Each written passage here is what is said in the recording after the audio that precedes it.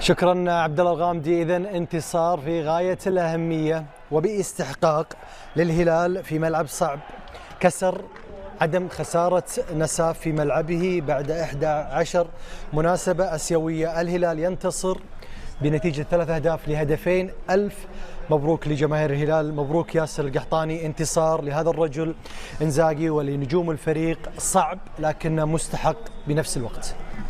هو فوز مستحق، ولكن انت قلتها يعني باختصار هو صعب، والصعب صعب على نفسه إنزاغي للأمانة. يعني احنا شاهدنا بما لا يدع اي مجال للشك ان طريقه 3-5-2 بهذه العناصر المتواجده ليست مناسبه للهلال كليا، تضع الهلال دائما في حرج. يسجل الهلال ولكن سهل الوصول الى مرماه، وهذه من اصعب الامور اللي قد يواجهها اي فريق. 3-5-2 لا تستطيع أن تقوم بلعب هذه الطريقة إذا لم تملك أحد مدافعين يستطيع أن يلعب كظهير وكقلب دفاع في نفس الوقت، لأن وجودك كلاعب مدافع ويستطيع القيام بأدوار الظهير يعطي الحرية للظهير الأساسي مثل فرضا ثيو، يقدر يأخذ الحرية الأساسية كظهير أساسي في التقدم وعدم ترك الفراغات خلفه والمساحات للخصم. شوف يعني اي تمريره وحيده بسيطه تستطيع ان ايش؟ ان تكسر خطوط. صحيح، تكسر خطوط الهلال. خطره. المهم الاهم من إنزاغي ان يتعلم من اخطائه. سبق ان تكرر الخطا امام الاهلي، تكرر امام الدحيل، تكرر امام المباراه الاخيره للهلال. شفناه لما تحول بعد خروج علي البليهي ودخول كاي وتغيير طريقه اللعب، الهلال اصبح افضل. لكن للاسف بعد تسجيل الهلال الهدف الثالث عاد الى الطريقه بدخول علي لجامي كمدافع ثالث، وخروج عبد الله الحمدان اللي اوجه له تحيه على المستوى اللي قدمه اليوم صراحه هو وسفيتش بالذات في هذه المباراه. عموما الهلال يفوز ولكن لا يرضي صراحه من ناحيه المستوى. الأهم الانتصار في مرحلة الدوري، لكن هناك عشاق للهلال. نعم. ومنهم ياسر نجم الفريق السابق. نعم. يطمح لأداء مقنع وانتصار. نعم العلامة الكاملة، لكن الهلال فاز في ملعب صعب. صحيح، يعني انا اشوف من وجهه نظر ان الهلال ما قدم المستوى المامول منه في مباراه اليوم. صحيح فاز وهذا شيء متوقع، وتكلمنا انه قبل المباراه ان الهلال هو الاقرب للفوز، ولكن فوز بدون اداء، وهذا الشيء اكيد ان إنزاغي هو اللي يتحمل هذا الاداء الباهت من قبل لاعبين نادي الهلال في ارضيه الملعب بسبب نظام اللعب اللي يلعب فيه بال3-5-2. احنا دائما وعارفين ان الهلال دائما قوته اذا لعب بال4-3-2-1 4-2-3-1، لأن عنده عناصر مميزين على الأطراف، عنده عناصر مميزين في الأجنحة، عنده كواليتي وجودة لاعبين مميزين. عماد بس عفوا، يعني الفوز في مرحلة الدوري مهم بالنسبة حتى لو كان الأداء يعني غير مرضي نسبيا. 6 مباريات مع هذه المباراة اليوم، 6 مباريات 7 أهداف على الهلال. ولا هو الهلال بس اللي يفوز فقط، الهلال دائما يفوز ويقرنها بالمستوى. ايوه، فجمهور الهلال لو فاز بس يبي الاداء، يبي الافضل، ما يرضى جمهور الهلال حتى لو يفوز. لا انا اشوف انه حتى في الشوط الثاني صح صارت في تغييرات، ولكن وصار في تغيير على بين فترات المباراه في الشوط الثاني، ولكن يبقى الهلال فاز بدون اداء مقنع. انا اشوف من وجهه نظري. نعم، مبارك ذكرت انها 3 نقاط صعبه في بدايه الاستوديو، وفعلا كانت صعبه. هي صعبة وفي نفس الوقت سهلة. الهلال هو من صعب، إنزاغي هو من صعب على الفريق. يعني أنا أستغرب أنت تسحب علي البليهي وتلاعب علي علي لجامي. يعني أنت في تغييرك ليش ما تميت على نفس الطريقة؟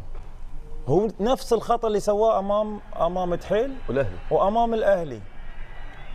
لما تتقدم ليش ترجع بتغييراتك تلعب بطريقه الثلاثه؟ العب بطريقه ال4-2-3-1 لان عندك اللاعبين. المشكله انه لو ما عندك صح تقدر تقول ممكن الهلال عنده نقص وعنده بعض اللاعبين من حقه انه يلعب بطريقه الثلاثه. اليوم انت يعني الدليل ارجع للهدف الثاني التعادل اللي سجله نساف. شوف خط الدفاع تلعب بالثلاثه والخط الدفاعي ينضرب في كوره واحده ويسجل منها نساف. هل إنزاغي في المرحله الجايه بيتم على نفس الاسلوب؟ انا بوجهه نظري مع احترامي حق محبين اللي يحبون الهلال، إنزاغي في المرحله الجايه ما اعتقد انه يضيف شيء للهلال. اذا بيتم على نفس الاسلوب اعتقد الهلال بيعاني في بعض المباريات الصعبه اللي راح يقابل الانديه الكبيره. شوط جيد بالنسبه للهلال، يعني بدايه المباراه يعني الهدف الاول اللي كان خطا من حارس المرمى، ولكن تحسب لسافيتش المتابعه والدخول داخل ال 18، وهذا اللي كان الفتره السابقه يفتقدها الهلال، اللي هو القادمون من الخلف اللي كان يتميز فيها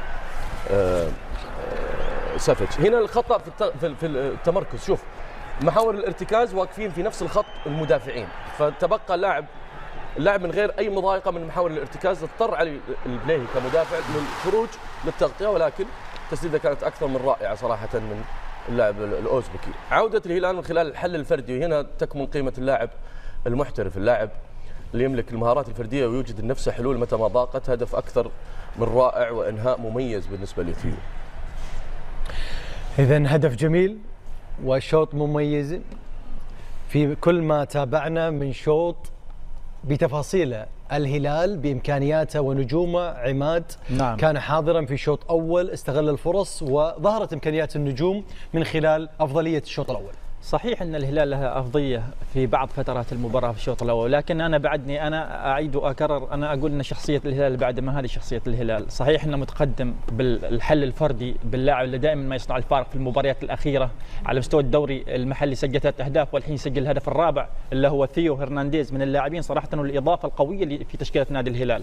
دائما الحل الفردي والتسديد يكون من قبل هذا اللاعب، ودائما مثل هذا اللاعبين لما يظهروا لك في الاوقات الصعبه اكيد ان هذا اللاعب له مكانه كبيره في التشكيله وتاثيره قوي في التشكيله.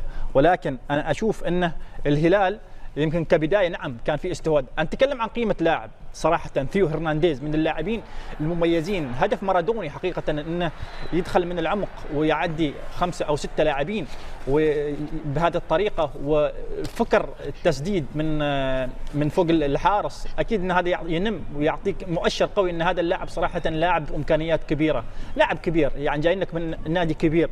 ولذلك نشوف ثيو هرنانديز دائما في كل مباراه ما يثبت نفسه بشكل مميز حقيقه. هدف جميل، هدف مارادوني.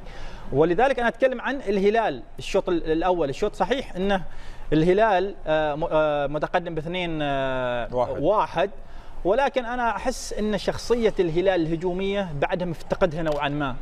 يمكن نظام اللعب مؤثر على اللعب، لان انا اعرف الهلال دائما مميز في الاظهره في الزياده العدديه، وحتى في وسط الملعب في الاجنحه مميز. يمكن افتقد الهلال شخصيته الهجوميه بغياب مالكم، بغياب سالم الدوسري. ولكن الاهم في مثل هذه المباراه وفي الشوط الاول ان الهلال متقدم 2-1.